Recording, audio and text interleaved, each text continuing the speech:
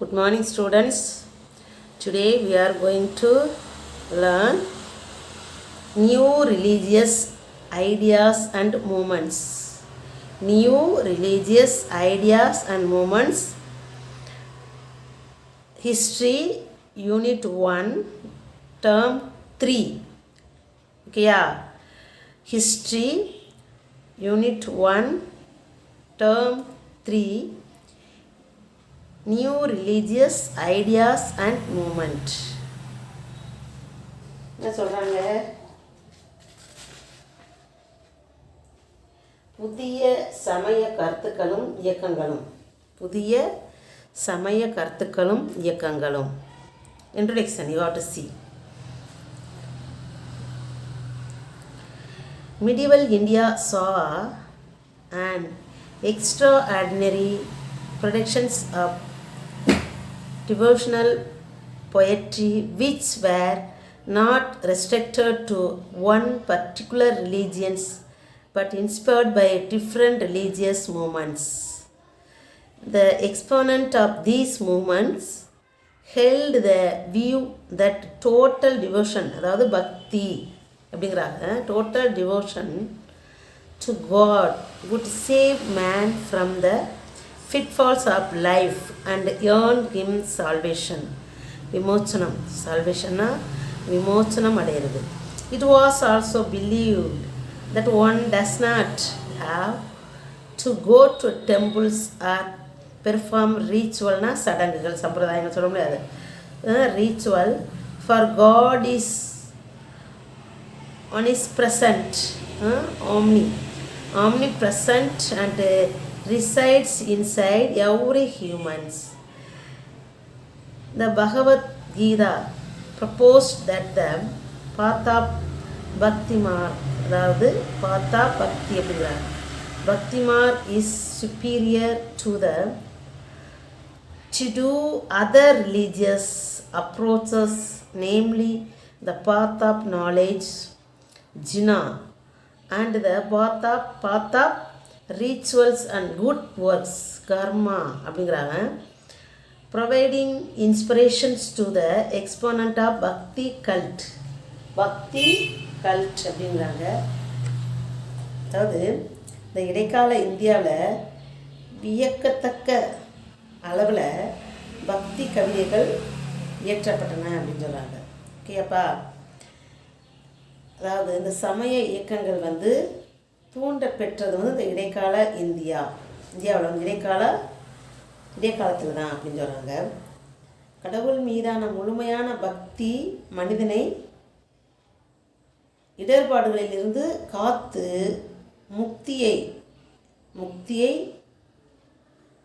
முக்தியடைய செய்கிறது. ஓகேயா, முக்தியடைய செய்கிறது அப்படின்னு நினைக்கிறாங்களாம். இறைவன் எங்கும் நிறைந்து இருப்பதனால ஒவ்வொரு மனிதனுக்குள்ளும் உறைந்திருக்கின்றன. ஒருவர் கோவிலுக்கு செல்ல வேண்டியதோ அல்லது சடங்குகள் செய்ய வேண்டியதோ அவசியமில்லை. ஞான மார்க்கம், சடங்குகள், நற்செயல்கள் இது எல்லாமே கர்ம மார்க்கம் இரண்டு கர்மவன் வேற மார்க்கம் வேற. இரட்டை காட்டிலும் பக்தி மார்க்கமே சிறந்தது என பகவத்கீதையில் கூறப்பட்டுள்ளது. இதான் இந்த சொல்கிறாங்க பாரு. Bhagavad Gita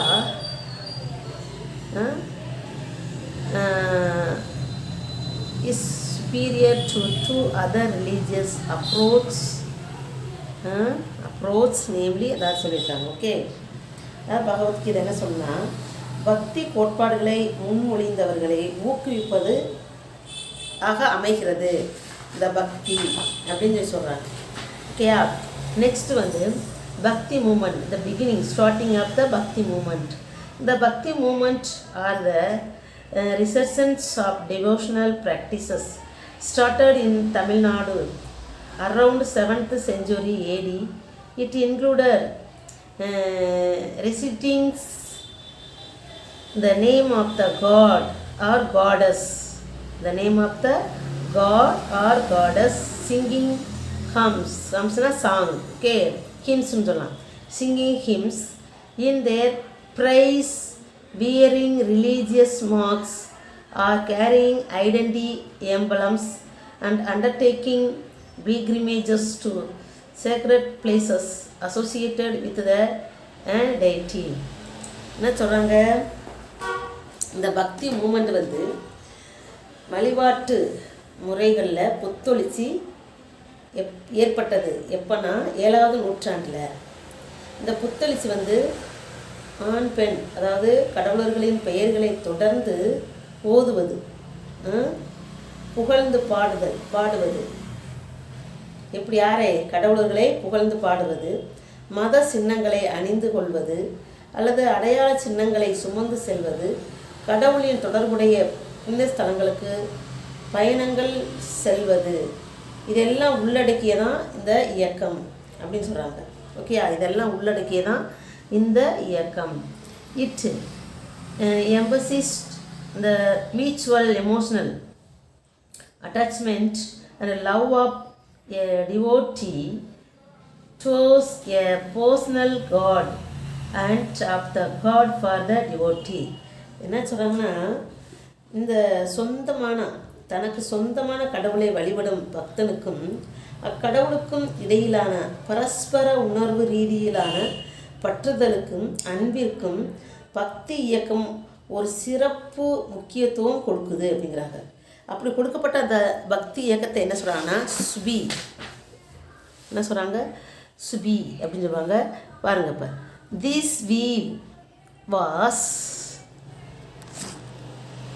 This view was also preached by Sufism, which appeared as a reaction against worldliness of the early Islams.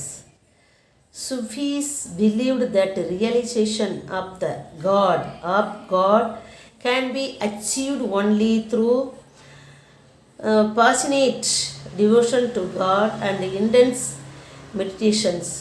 Sufis were of the view that this type of meditations would enable the devotee to understand the true nature of God.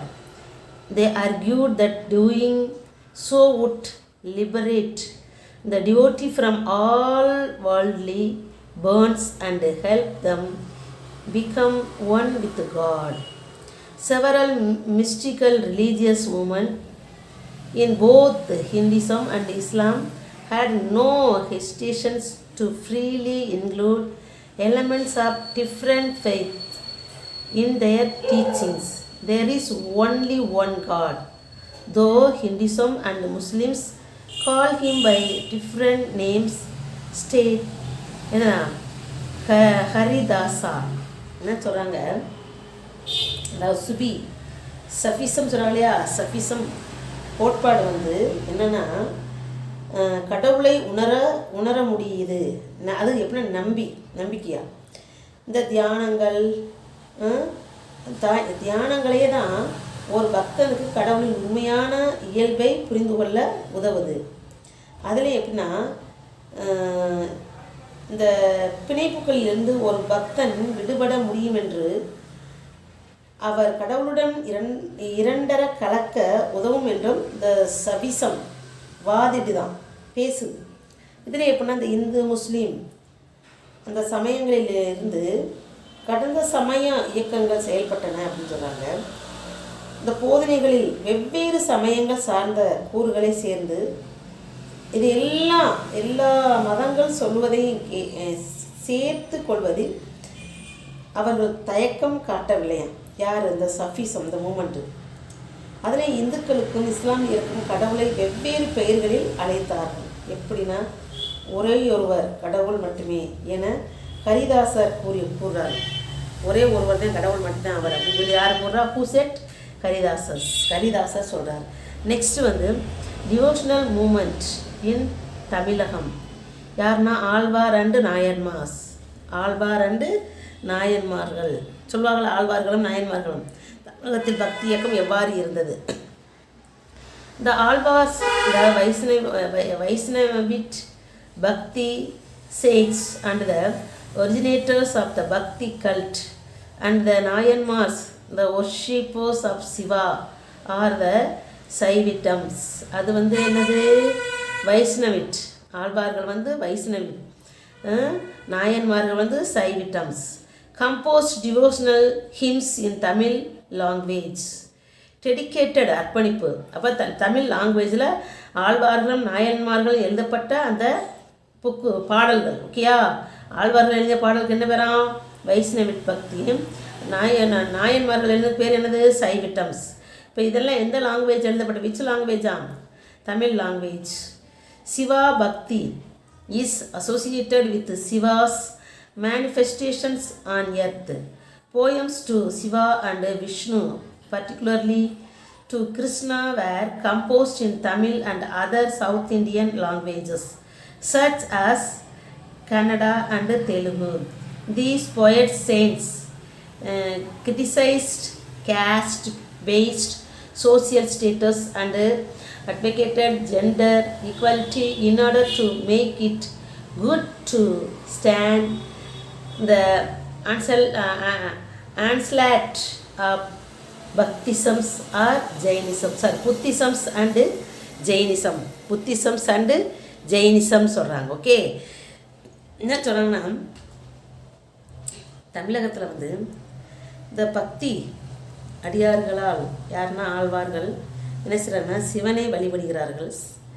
சைவர்களால் ஆன நாயன்மார்களும் தமிழ் மொழியில் பக்தி பாடல்களை ஏற்றி கடவுள்களுக்கு சமர்ப்பிக்கின்றனன்னு சொல்கிறாங்க. இந்த சிவபக்தியானது இந்த உலகத்தில் நடைபெற்ற சிவபெருமானின் திருவிளையாடல்களோடு தொடர்புடையது அப்படின்னு சொல்கிறாங்க. இந்த சிவன், விஷ்ணு, கிருஷ்ணர் குறித்த பாடல்கள் வந்து தமிழ் லாங்குவேஜில் எழுதப்பட்டிருக்காங்க. அது தென்னிந்திய மொழிகளாலான கன்னடம், தெலுங்கு இதில் எழுதப்பட்டனன்னு சொல்கிறாங்க. பௌத்த சமயங்கள் வந்து கடுமையான தாக்குதல்களை திறம்பட எதிர்கொள்வதற்காக புலவர்களாகவும் ஞானிகளாகவும் இருந்து இவர்கள் இந்த சாதி அடிப்படையாக கொண்ட சமூக நிலைகளை சாடியதோடு மட்டுமல்லாமல் ஆண் பெண் சமத்துவத்தை முன்னிறுத்துகிறார். ஆண் பெண் சமம் அப்படிங்கிறத இவங்க பேசியிருக்கிறாங்க அது இந்த பக்தி மார்க்கத்திலே சொல்கிறாங்க. நெக்ஸ்ட்டு விஷ்ணு பக்தி ஆர் வைஷ்ணவிசம் அப்படின்னு சொல்கிறாங்க. விஷ்ணு பக்தி அல்லது வைணவம் சொல்லுவாங்களே, அதான் Vishnu bhakti or Vaishnavism is based on Vishnu's அதாவது அவட்டாஸ் விஷ்ணு அவதாரங்கள் சொல்லுவாங்களே, அதான் அவதாரங்கள் அவதாரம் சொல்லுவாங்க. Avatars and particularly Krishna and Rama. என்ன சொல்கிறாங்கன்னா, இந்த வைஷ்ணவிசம் அவதாரங்கள் எப்படின்னா கிருஷ்ணா அவதாரங்கள், அதாவது ராம அவதாரங்களை பற்றி கூறுகிறது. இதில் ஆழ்வார்கள்லாம் வர்றாங்க பாருங்க. எப்போ அந்த 12 Tamil Alvas are chiefly known for their immortal hymns. 2 Alvas stand out distinctly for their contribution to the promotions of the bhakti movements. அதில்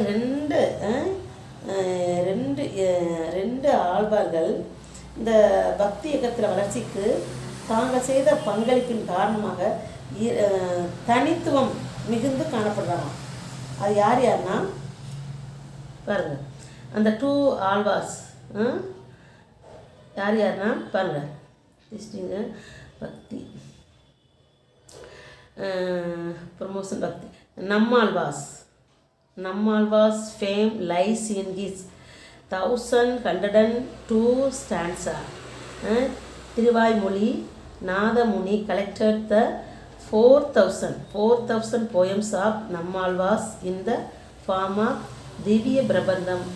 Andal the only female Alvas, இதில் வந்து ஆண்டாள் மற்றும் females Alvas is another பெரியாழ்வாஸ் who was earlier known as Vaishna Sittar. Vishnu Sittar made lot of songs on Krishna, putting himself in the place of Mother Yasoda.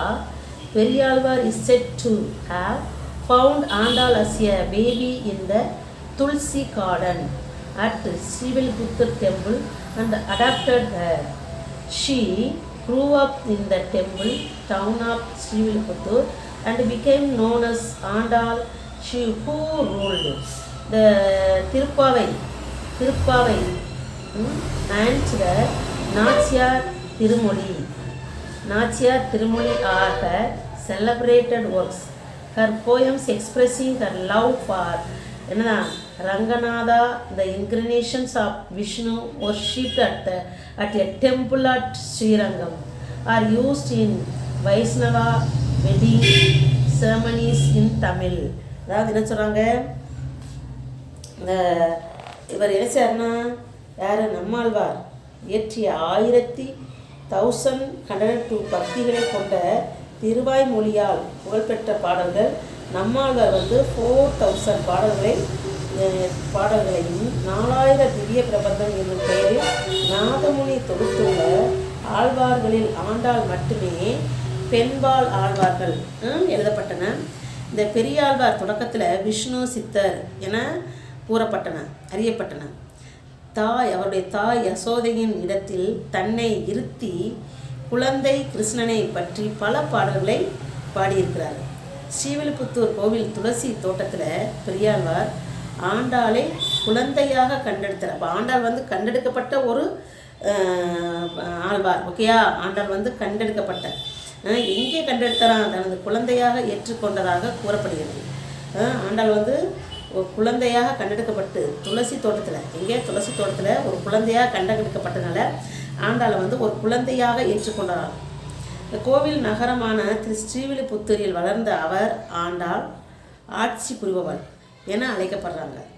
Thiruppavai, அதாவது கிருஷ்ணனை அடையும் வழி, அது யாருன்னா நாச்சியார் திருமொழி 2 ஆண்டாளின் புகழ்பெற்ற கவிதை நூலாகும். இந்த 2 நூலுமே அதே மாதிரி திருவரங்கம் கோவிலில் உள்ள விஷ்ணுவின் அவதாரமான அரங்கநாதனின் காதலை ஆண்டாள் தனது பாடல்களில் வெளிப்படுத்தியிருக்காங்க. இந்த பாடல் தமிழ்நாட்டில் வைணவ திருமண விழாக்களின் போது இப்பாடல் பயன்படுத்தப்படுகிறது. இது வைணவ திருமணத்தில்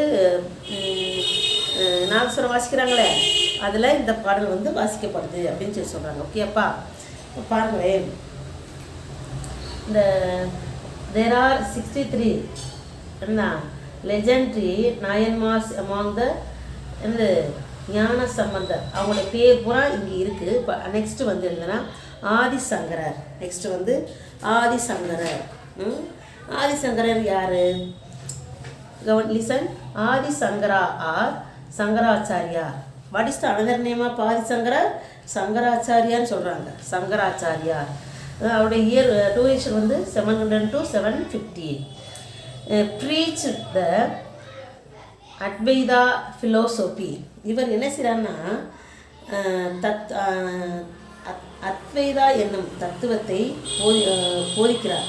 அத்வைதா என்னும் தத்துவத்தை போதிக்கிறோடு மட்டுமல்லாமல் ஞானத்தை பெறுவதன் வழியாக ஜீவாத்மா பரமாத்மாவுடன் இணையும் என்பதே இந்த தத்துவத்தின் சாராம்சமாகும் அப்படின்னு சொல்கிறாரு. தத்துவத்தின் சாராம்சம். The essence of this philosophy is that the soul, Atma, soul is Atma, unites with the universal soul Brahma. Through the attainment of knowledge, he set up Mada, அதாவது மட்ஸ், மாதா மாதா மட்ஸ், மாதா மட்ஸ் centers of learning and worship at Badrinath, Puri, Dwarka and Sringeri. These places have become prominent pilgrim centers. இதெல்லாம் ஒரு முக்கியமான புனித ஸ்தலங்கள். இங்கெல்லாம் அந்த இது பாடப்படும். Centres. Sangara enthusiastically endeavored to restore the orthodox Vedic tradition without paying attention to the Bhakti movement of his time. His masterpiece is the commentary on the Brahma Sutra, which is a fundamental text of the Vedanta school. Vedanta school, fundamental of the Vedanta school. புரியுதாப்பா? வேதாந்த பள்ளின்னு சொல்லுவாங்களே, அதாவது பிரம்மசூத்திரம். என்ன சொல்கிறாங்கன்னா, இந்த பிரம்மசூத்திரம் எனும் நூலுக்கு அவர் எழுதிய உரையே அது வந்து சாலை சிறந்தது அப்படின்னு சொல்லுவாங்க. இந்த பிரம்மசூத்திரம் வேதாந்த பள்ளியின் அடிப்படை நூலாகுமா இந்த நூல் வந்து. இது வந்து உபநீடங்களும் அவர் எழுதிய உரைகளும் முக்கியமானதாக கருதப்படுகிறது. உபநீடங்கள் fundamental Veda school, his commentaries on the principles Upanishads are also considered equal importance. அடுத்து வந்து ராமானுஜா. இந்த Ramanuja 11th century Vaishnava saint was the most influential thinker of Vaishnavism. His philosophy known as என்னது விசிட்ட வேதா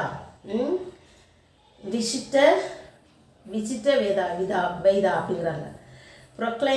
ப்ரொக்ளைம்ஸ்னா செய்திகளை பரப்புறது. ப்ரொக்ளைம்ஸ்னா என்ன சொல்கிறாங்க?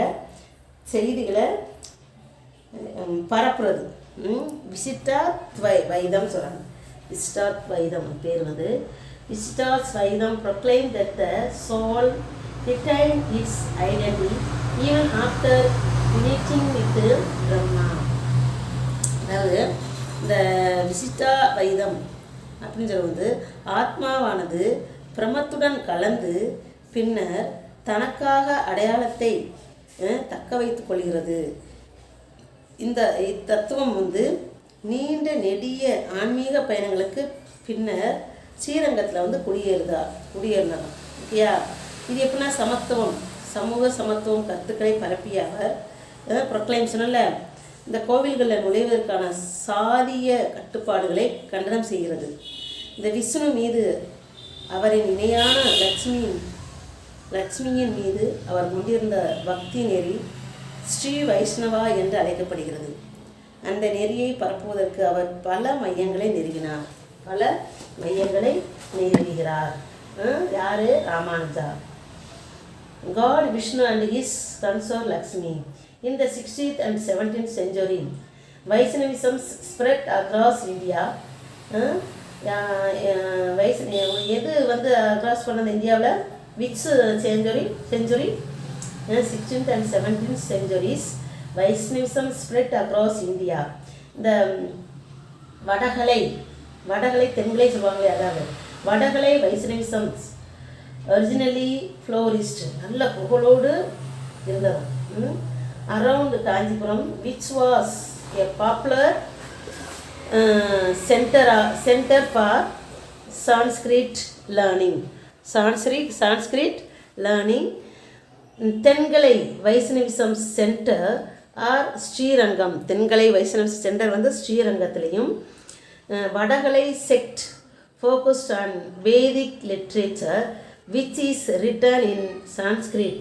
The Tengalai sect stressed the importance of the Divya Prabandhams written by the 12 Alvas in Tamil.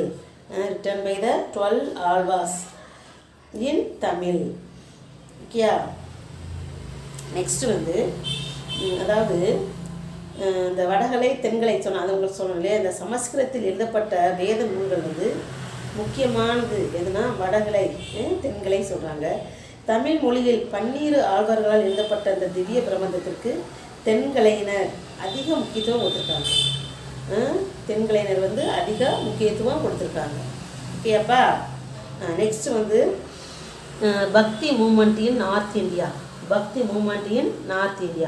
While dealing with the religious movement of the 14th and 15th centuries in northern India, one has to keep in mind the two very different attitudes which Hindu religious leaders had towards Islam.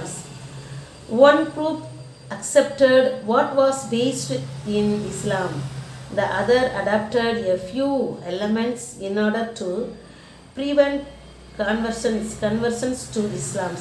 Both reacted to Islam, but one was sympathetic, while the other was hostile. Kabir and Guru Nanak and other founders of new sect are included in the first group, while the movement in Bengal associated with Sitanya Deva or Saitan Saitanya Mahaprabhu belonged to the later tendency. என்ன சொல்கிறாங்கன்னா 14ஆம் நூற்றாண்டு 14th century 14th centuryல yeah 14th and 15th centuryல வந்து வட India வந்து சமய இயக்கங்களை பற்றி அறிய விரும்புதான். அந்த நேரத்தில் வந்து இந்த இந்து சமய தலைவர்கள் யாருன்னா இந்து சமய தலைவர்கள் இஸ்லாமை குறித்து மிக வேறுபட்ட இரு அணுகுமுறைகளை கொண்டு இருக்காங்க. அந்த நேரத்தில் ஒரு குழுவினர் இஸ்லாமில் எது சிறந்ததோ அதை ஏற்றுக்கொண்டனர். இந்த இஸ்லாம் மதத்திற்கு சமயம் மாறி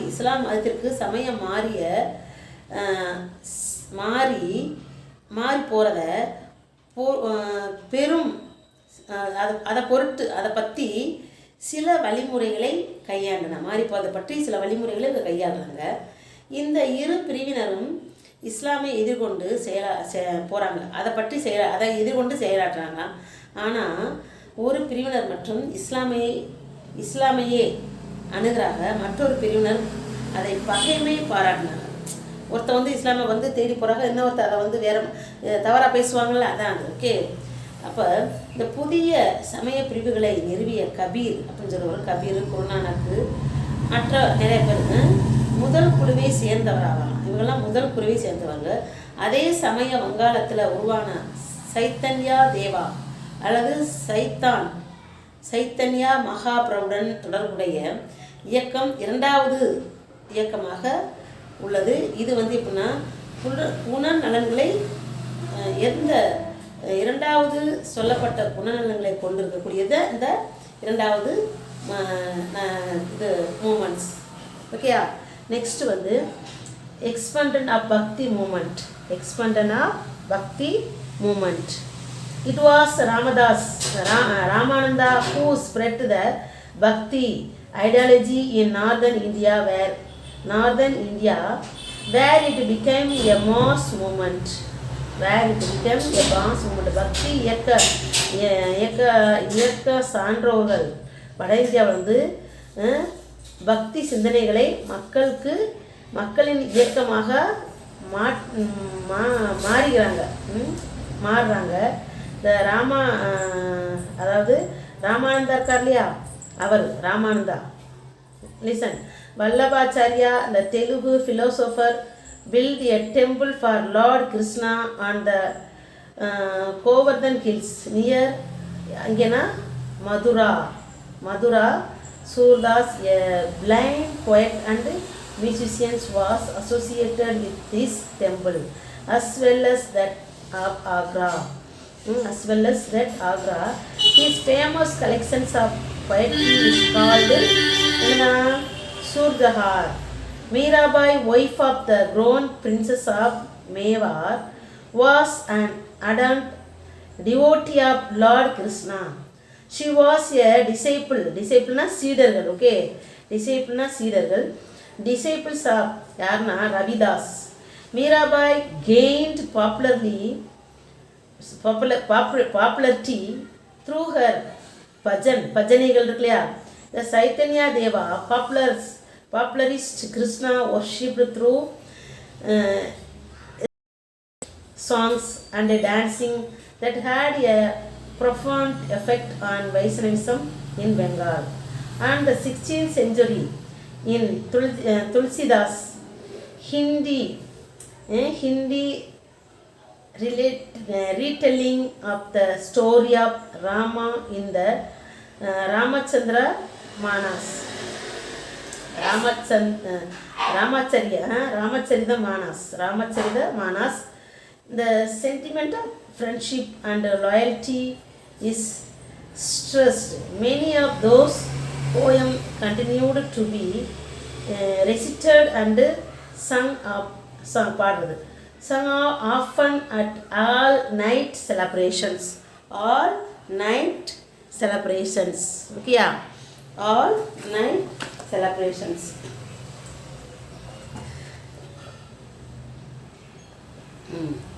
அதாவது என்ன சொல்கிறாங்க, வட இந்தியாவில் வந்து பக்தி வந்து ஒரு சிந்தனை ஒரு மக்களின் இயக்கமாக மாறி வருது. இயக்கமாக மாற்றியவர் யாருன்னா அந்த ராமானந்தர் தான் சொல்கிறாங்க. இது எப்படின்னா தெலுங்கு தத்துவ ஞானியான வல்லபாச்சாரியார் மதுராவுக்கு அருகே இங்கேன்னா கோவர்தன் அப்படின்னு சொல்லக்கூடிய குன்றுகளில் வந்து கிருஷ்ண பகவானுக்கு ஒரு பெரிய கோயிலையே அமைக்கிறாங்க. கவிஞரும் இசை கலைஞருமான பார்வைத்திறன் அப்படின்னு சொல்லக்கூடிய பார்வைத்திறன் அற்றவன் ஏன்னா அவர் வந்து கண் தெரியாத ஒருவர் வந்து சூர்தாஸ் இக்கோவிலோடு ஆக்ராவில் உள்ள கோவிலோடும் தொடர்புடையவர். அவர் என்ன அவருடைய புகழ்பெற்ற கவிஞர்களில் தொகுப்பு என்னதுன்னா சூர்சாகர் அப்படின்னு சொல்லக்கூடியவர். அந்தளவுக்கு அவர் பாடியிருக்காரு. ஓகேயா. அதுக்கப்புறம் மேவார் நாட்டின் பட்டத்து இளவரசரின் மனைவியான மீராபாய் என்ன செய்கிறாங்கன்னா கிருஷ்ண பகவானின் தீவிர பக்தையாக இருக்கிறாங்க. அப்படி இருக்கும்போது ரவிதாஸ் என்பவரின் சீடராவார். அவர் வந்து என்ன செய்கிறாருன்னா இந்த மீராபாய் பஜனை சொல்லுவாங்களே அந்த பஜன் பாடல்களை பாடி பிரபலமனாக வராங்க.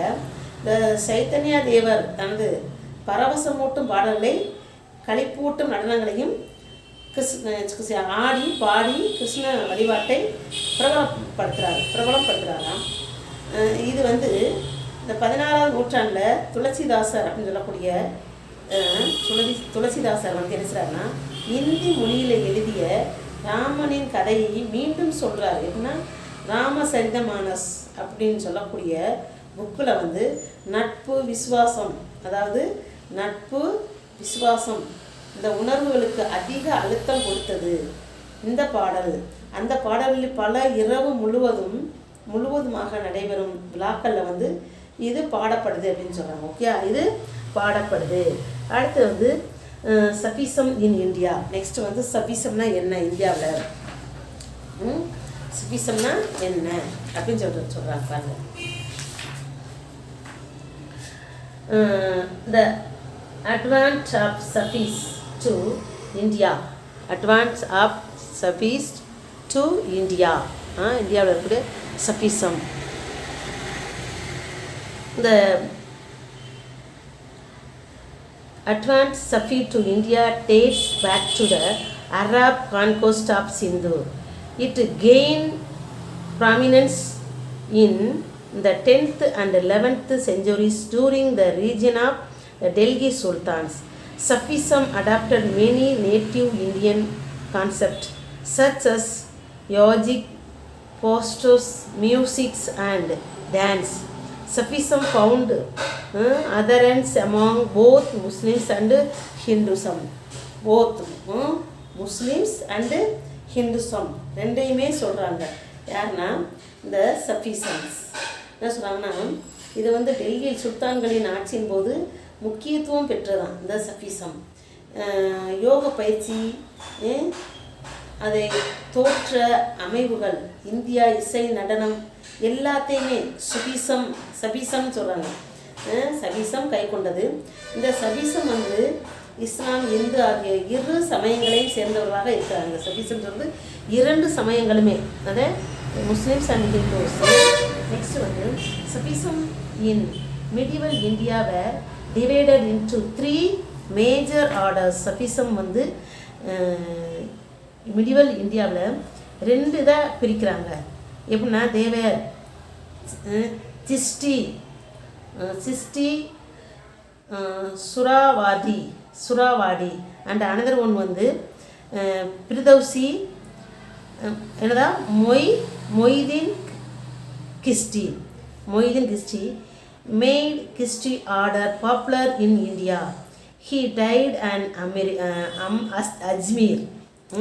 He died in Ajmer 1236 and his resting place is in the Ajmer Sharif Dargah in Ajmer, Rajasthan.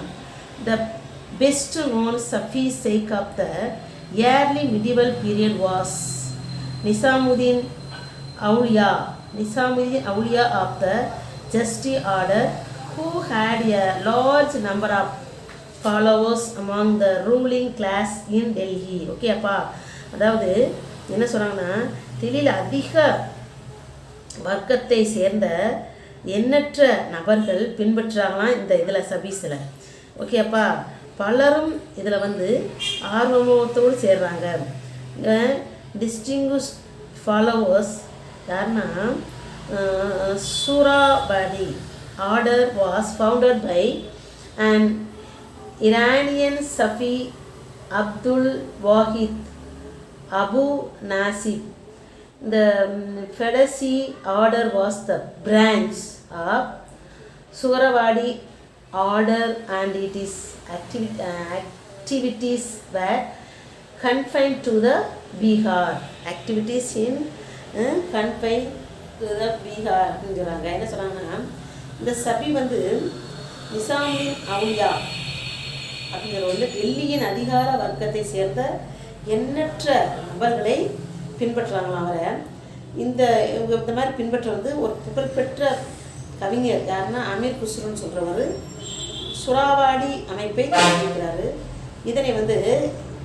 இதனை சேர்ந்த சுபியன், அதாவது அப்துல் வஹீத் அப்படின்னு சொல்லக்கூடியவரும் அபு நசீப் அப்படின்னு சொல்லக்கூடிய பிரதௌசி அமைப்பு சூறாவாடியின் ஒரு கிளை பிரிவாகும். எங்கேனா இது பீகாரில் மட்டுமே செயல்பட்டது. பீகாரில் மட்டுமே செயல்பட்டது. அடுத்து கபீர் வராரு.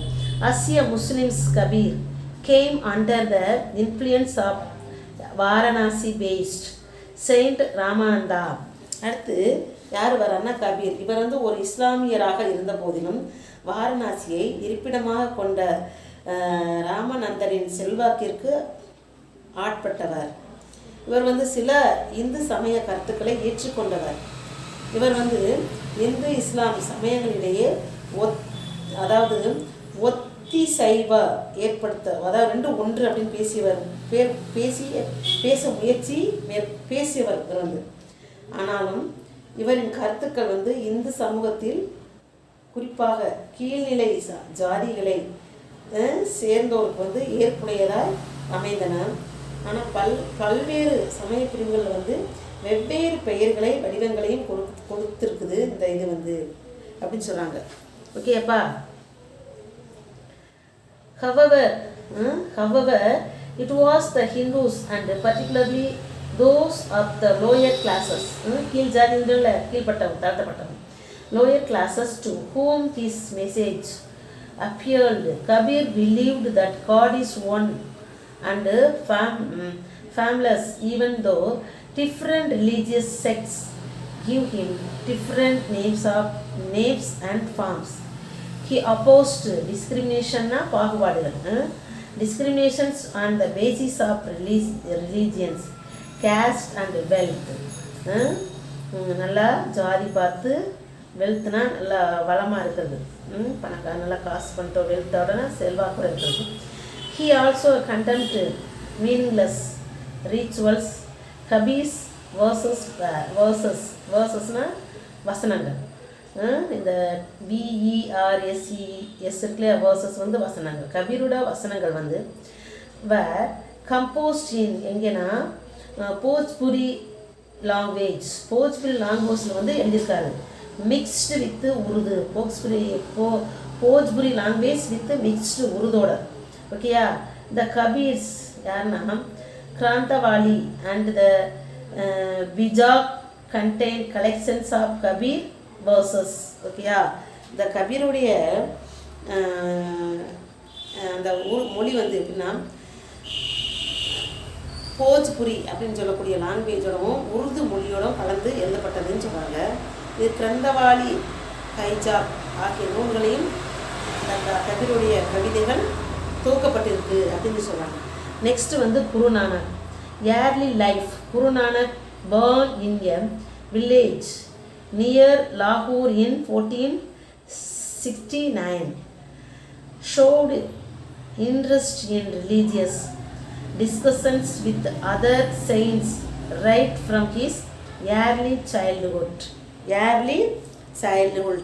அதாவது குருநானக் என்ன செய்யறனா தொடக்க காலத்திலேயே லாகூருக்கு அருகே இருக்கக்கூடிய கிராமத்தில் பிறந்த குருநானக் 1469 பிறந்திருக்காரு. இவர் குழந்தை பருவத்திலேயே நிறைய சான்றோர்களின் சமயம் தொடர்பாக கலந்துரையாடல் பேசியிருக்காரு. அதனால் இவருக்கு வந்து கலந்துரையாடல்கள் செய்வதின் ஆர்வம் தான் இந்த அளவுக்கு அவரை தூண்டியது. அவருடைய பெற்றோர்கள் அவரை இயல்பான உலக வாழ்க்கையில் ஈடுபடுத்துவதில் அக்கறை கொண்டார்கள்.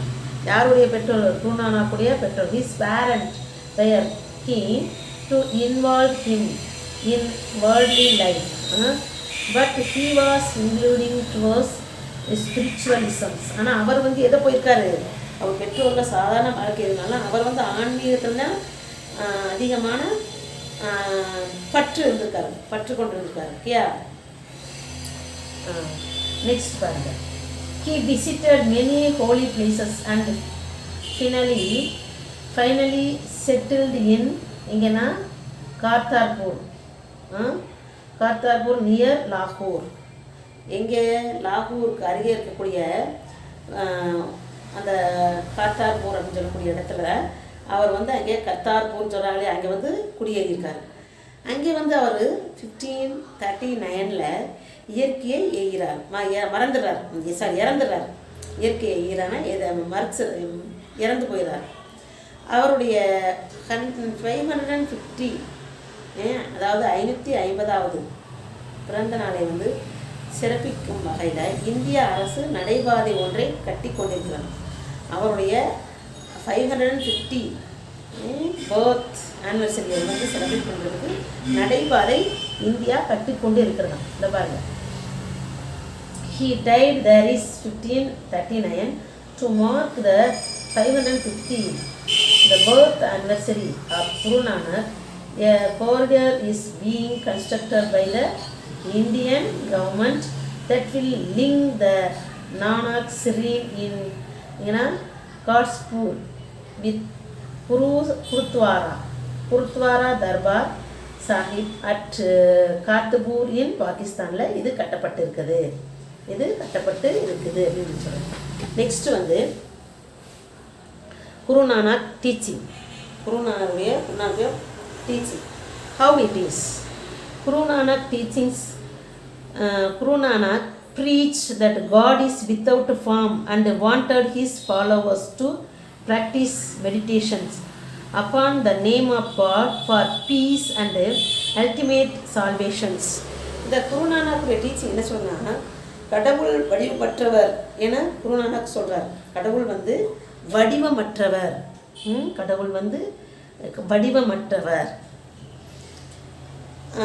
தன்னை பின்பற்றுவோர் அமைதியாகவும் வீடு பேற்றிக்காகவும் கடவுளை நினைத்து தியானம் செய்யும்படி கூறார். அதாவது வீடு பேற்றிக்காக நம்ம வந்து அவரை பின்பற்ற வந்து எல்லாத்தையும் திறந்து வரணும்.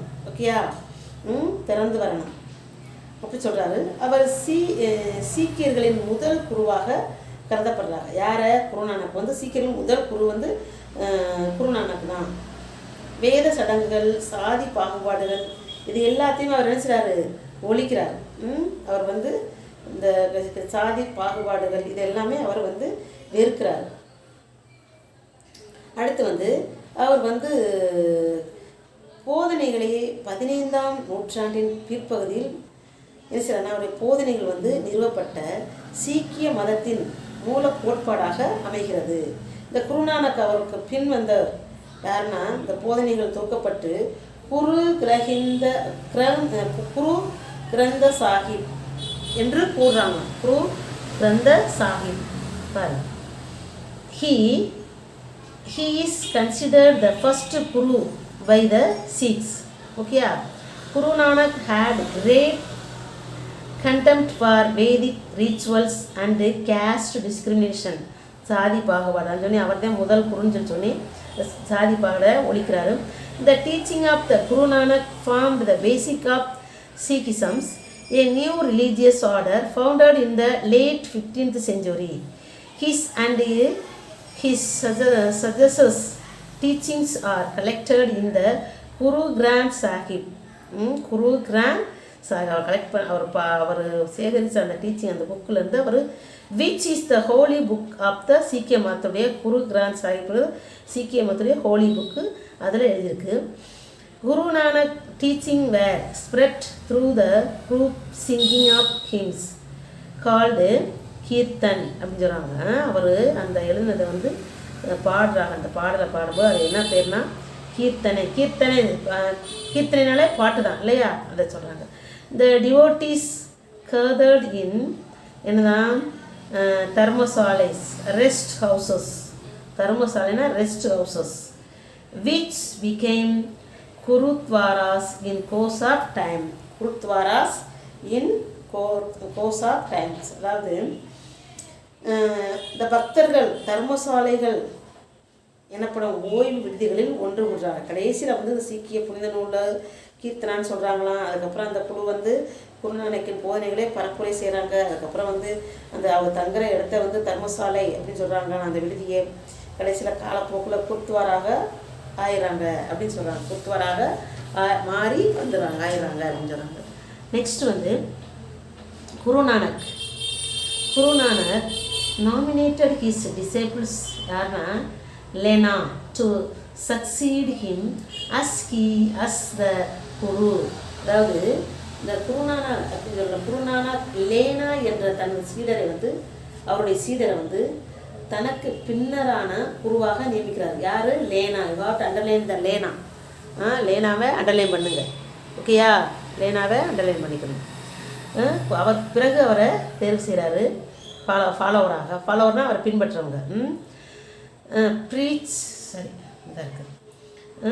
following this precedent, the successors are named by the incumbent Sikh Guru. At the time of Guru Gobind Singh, the custom of அதாவது பால்னா பேப்டிசம், பேர் வைக்கிறது. பகுல் சொல்கிறார். பகுல் பேர் சுட்டுவாங்க இல்லையா, பேர் சுட்டுறது. ஓகேயா, பகுல் அதாவது பகுல் சொல்கிறாங்க. அதாவது பேர் சுட்டுவிடும். பேப்டிசம்னா ஞானஸ்தானம் கொடுக்குறது, பேர் சுட்டுறது.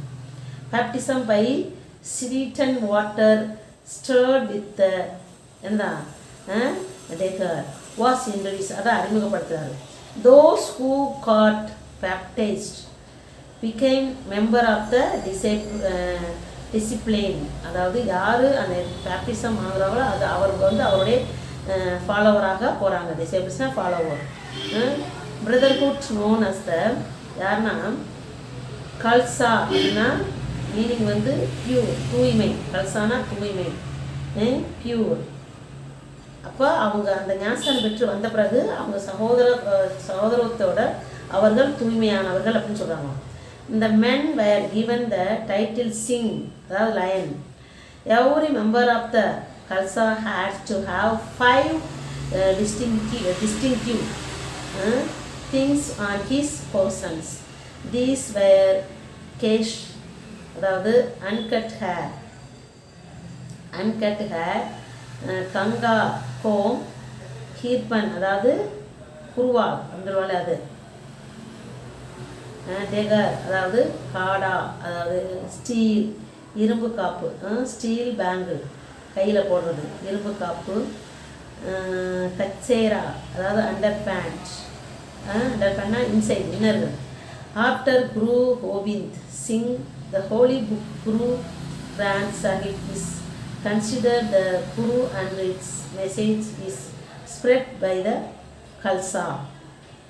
Khalsa அப்படின்னு சொல்லி சொல்கிறாங்க. பாருங்கள் என்ன சொல்கிறாங்கன்னா, உடல் கீழ்ப்பகுதியில் அணியும் உள்ளாடைகள் அது பேர் தான் கச்சேரி. நான் ஆல்ரெடி டோல்டு இல்லையா, கச்சேரி. கச்சேரான்னு சொல்கிறாங்க. குரு கோவிந்தா சிங்கிற்கு அவருக்கு பிறகு இந்த புனித நூலான குருஸ் கிராந்த் சாஹிப் குருவாக கருதப்பட்டது. அதன் கருத்துக்களை கல்சா அப்படின்னு சொல்கிறாங்களாம். கல்சா அமைப்பு பரப்புது, கல்சா அமைப்பு பரப்புது அப்படின்னு சொல்கிறாங்க. கல்சா அமைப்பு பரப்புது. இந்த புனித நூல் இல்லையா, அதாவது இரும்பு காப்பு, அதாவது கடா அப்படின்னு சொல்கிறாங்கன்னா இரும்பு காப்பு, இரும்பு காப்பு. அதே மாதிரி கீஷ் அப்படின்னா வெட்டப்படாத முடி, டெகாத்தனில் வெட்டப்படாத முடி. நெக்ஸ்ட்டு வந்து என்னன்னு சொல்கிறாங்கன்னா impact of the religious bhakti movement. Impact of the religious bhakti movement. பாருங்க, Vedic Hinduism was regenerated and thus saved from the onslaught of Islams. Onslaught of the Islams. அதாவது சமயத்திற்கு புத்துயிர் ஊட்டப்பட்டது, ஆனால் இது இஸ்லாமின் தாக்குதலிலிருந்து காப்பாற்றப்பட்டது அப்படின்னு சொல்கிறாங்க. The Islamic denotes unity of God and universal brotherhood, emphasized by the saint promoted harmony and peace. Saint promoted harmony and peace. இஸ்லாமிய தத்துவ கூறுகளாலான கடவுள் ஒருமைப்பாடு, உலக சமூகத்துவம் போன்றவை பக்தி இயக்கத்துக்கு ஒரு சான்றாக கூறுகிறது, ஒரு சான்றாக சொல்லப்படுகிறது. பக்தி was a movement of the common people. It used the language of the common people for its devotional literature. Okay, Bhakti was the movement of the common people. It used the language of the common people for its devotional literature. Bhakti movement opened up space for Indian languages to grow. It stimulated literary activities in regional languages. What sustained Sanskrit despite its decline during this period was the support extended by the ruler of Hindu kingdoms. Tamil was the only ancient Indian language remained vibrant during this period, but the ethos of Tamil literature in medieval time had changed. In the classical period, it had secular literature depicting the everyday life, its joys and sorrows. But under the influence of devotional cult, its emphasis shifted to religion and religious literature. Caste system and social disparities came to be criticized.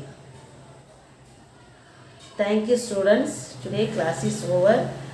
Have a nice day. God bless you. You have to read and study. Thank you.